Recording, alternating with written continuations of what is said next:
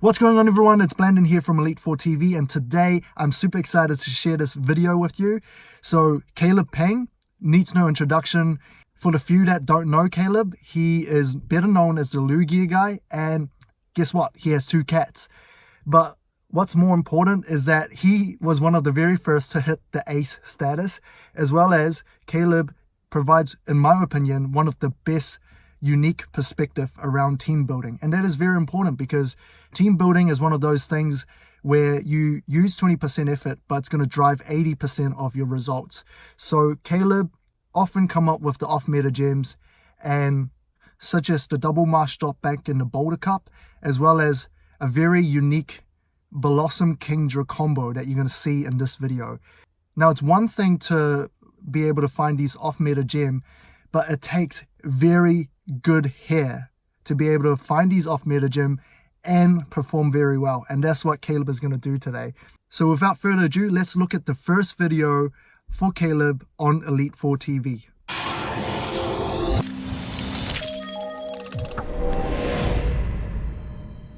Hey everyone, so I am actually filming this commentary the same day I filmed the one for my last video on the Open Qualifier. Like I mentioned in my last video, I had a local Rainbow Cup today as well, and I decided to completely overhaul my team. I'm trying to get this video out as soon as possible because my team is pretty off meta. So hopefully this last minute information can help some people build their teams if they haven't completely finalized them yet. So I'm going to dive right into my team, even though I didn't completely sweep the cup, but I'll talk a little bit more about where I made some mistakes here or there and how I think that this team is still very strong. So right off the bat, you'll notice that my team does not have Quagsire, does not have Venusaur, nor Charizard, Mantine. To start off, I'm going to talk about Blossom. Venusaur definitely beats it, as well as many of the other poison grass types. But the thing I notice about Venusaur or any other Vine Whip users is you need to expend shields to beat a Azumarill or to beat certain counters that you're supposed to usually take, and that's because you have to rely on the Frenzy Plant damage or Power Whip or whatever charge move damage to take the Pokemon out. I opted for Razor Leaf user right away after I experimented this in the Open Qualifier, and the reason why I chose Blossom over something like Gloom that has a Sludge Bomb as a secondary move that can counter other grass types is because I didn't want to use a Razor Leaf user, be in a losing matchup with Vine Whip, Sludge Bomb, Venusaurs, and also be weak to confusion users. It has Dazzling Gleam as a secondary move, not very useful in this cup first and foremost. So against the things that were countered usually like Fortress or against the poison types, it's going to resist the fairy move. It could potentially be useful in certain matchups like Charizard or Mantine, some of the flyers, but it's almost impossible to get to Dazzling Gleam. I've actually never gone to Dazzling Gleam in any of my practice matches, so my guess is if you're getting to Dazzling Gleam on Blossom, you've pretty much taken out an entire team with just that one Pokemon. I have it unlocked just because I was running out of Charge GM, so I had to do that. Macargo is also an interesting pick, and some of the teams that I've seen in other cups have run it successful as well, and so I decided to give it a shot. And the main reason behind this is because it's a great counter to the flyers, so Mantine and Charizard, as long as Mantine's not running Bubble, and it also wins against certain grass types in Zero Shields. I believe Venusaur's won them too. Obviously being 4 times weak to water is not ideal, so just avoiding the water users is definitely a main thing to note. I'm running Charge Beam Lantern here. The reason why I'm running Charge Beam instead of Water Gun is because it gives me a stronger counter to certain water types like Azumarill instead of having to just rely on my Blossom. This also allows it to have a more positive matchup in the mirror. I had Charizard in my previous iteration and I decided to switch to Ninetales. I like the fact that it doesn't get completely walled off by Azumarill. Azumarill's Ice Beam and Play Rough are actually resisted by Ninetales, so it can dish out quite a bit of damage against Azumarill if it's in a bad matchup. It won't necessarily win that matchup unless you have a huge energy advantage or health advantage, but it at least made me feel a little less helpless if I was matched up against one as opposed to when I had a Charizard against a Azumarill. Fortress was something I was missing on my previous team, and I really need it for this team, especially if I'm running Blossom, because this means that I need another counter for the poison grass users. And then we have Kingdra, and Kingdra provides me with some interesting coverage depending on the team that I'm running against, and I found it to be particularly useful if they were not running Fortress or Azumarill, and then also just having the threat of Kingdra can force people to play certain Pokemon and anticipate it, and I might not even bring it in that matchup. Going to round 1, I'll be playing against Yeliv, and so in this situation, I'm bringing Blossom, Macargo, and Kingdra, and so right off the bat, I noticed that he doesn't have a strong Kingdra counter on his team, so I knew that that could always be a safe switch. And right here, he loses the first lead-off matchup, so I'm going to switch into Macargo because I know that the rock throw damage can do quite a bit against Ninetales. I make a mistake right here because I probably shouldn't have shielded the Psyshock. Just wasn't sure how much damage it was going to do to Macargo, and as you can see, in this next one I let go, you'll see that it can survive quite a bit. And so I'm just going to load up a Stone Edge right here and go for whatever is coming up next. And so good choice of him to not shield that because no matter what Macargo throws out at Quagsire, it's going to be resisted. And I'm just going to let Macargo be fainted out right here because the main reason why I brought Blossom is to take out the water users. So I'm just going to do that right here and keep spamming whatever's next. I'm okay with letting this Blossom die right now because it's already done its job. And so he actually shielded that Leaf Blade. And so something I noticed in this tournament is a lot of people don't know Blossom's movesets, and so it definitely threw people off and probably burned more shields than it could have if people were more familiar with Blossom. But because it's so off meta that a lot of people aren't as aware of it. So right here, it's a little bit closer than I want it to be because he still has a shield left, and I know that if I get hit by Frenzy Plant, it's going to do quite a bit of damage. And so he's going for a Frenzy Plant right now, and as you can see, Kingdra, it hits hard, but it's also glassy too. So had I saved the shield from earlier, that would have been a much more comfortable win for me, but good plays by Eliv as well in that situation. And so here I'm going against Macargo and Venusaur.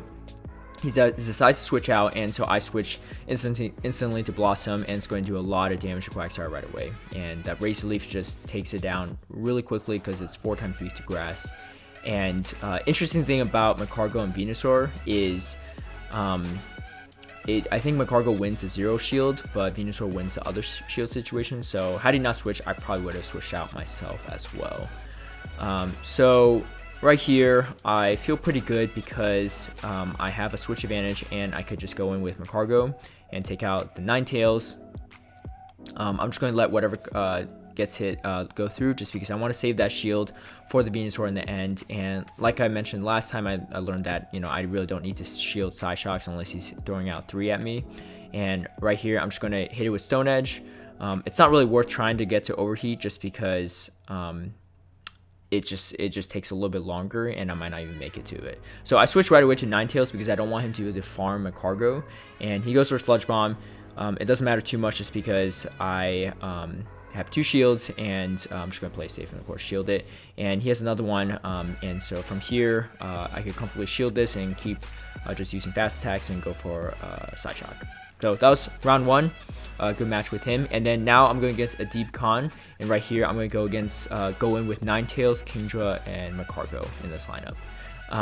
Very interesting because he has double grass poisons, and so I've never seen this lineup before, but I know that my Ninetales is going to be able to do a lot of work because it's strong against Fortress and both grass users, and then it can potentially have a mirror matchup with the other Ninetales.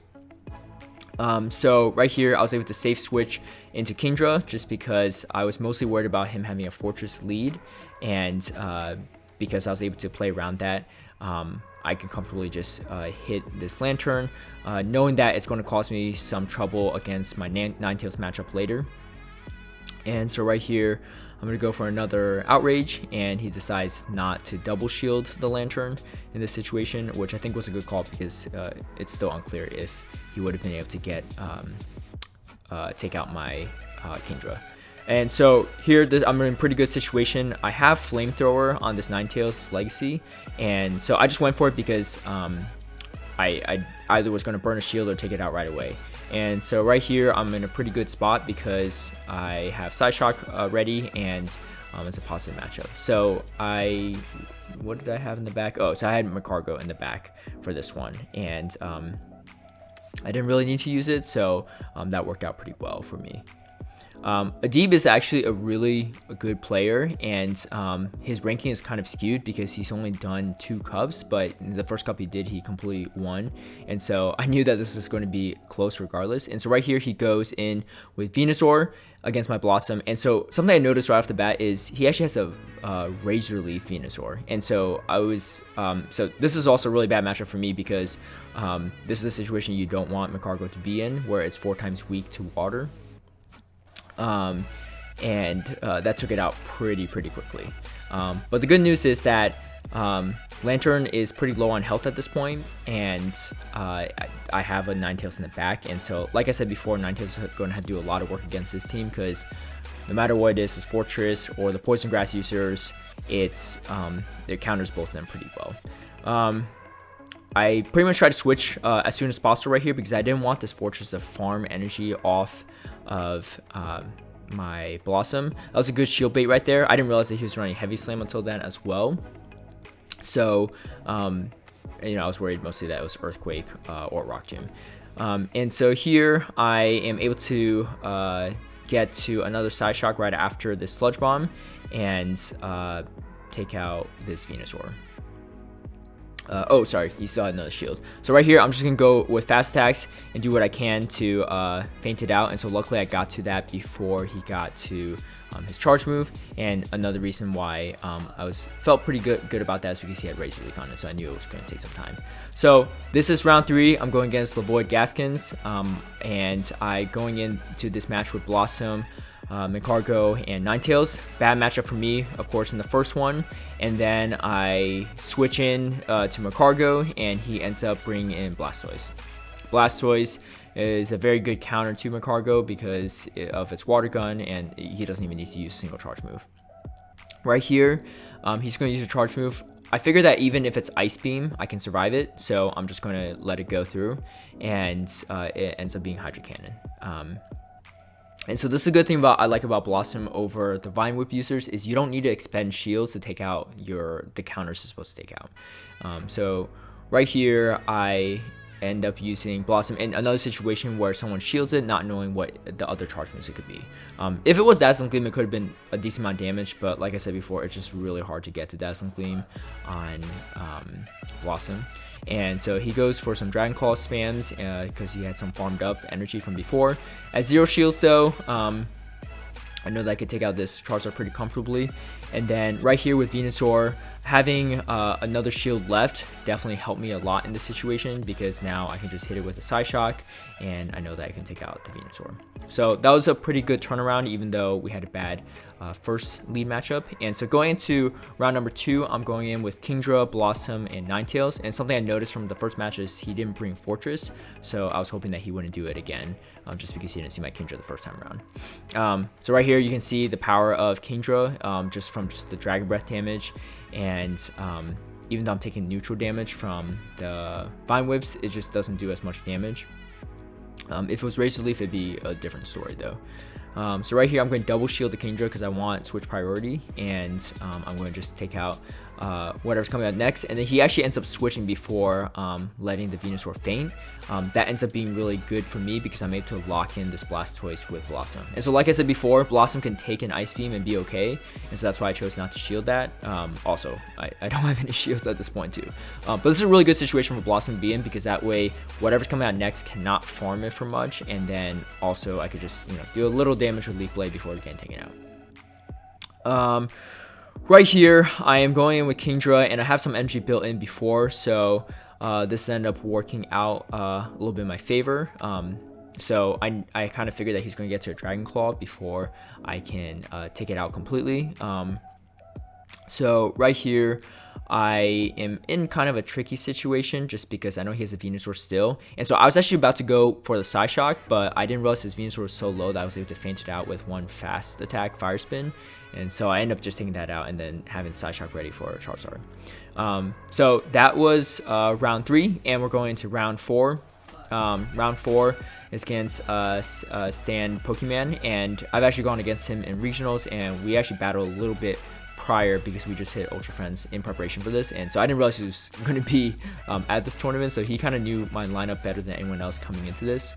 And something to note on his team is he has Poliwrath, and Poliwrath is actually pretty strong against my team. My only real counters to it are Kingdra and Blossom, and Kingdra's not even the best counter to it per se, but I knew that I needed either of those to be in the match. So that's why in this situation, I brought in Ninetales, Kingdra, and Blossom. So that way, if I had a bad matchup, I was able to switch in one of them against his Poliwrath.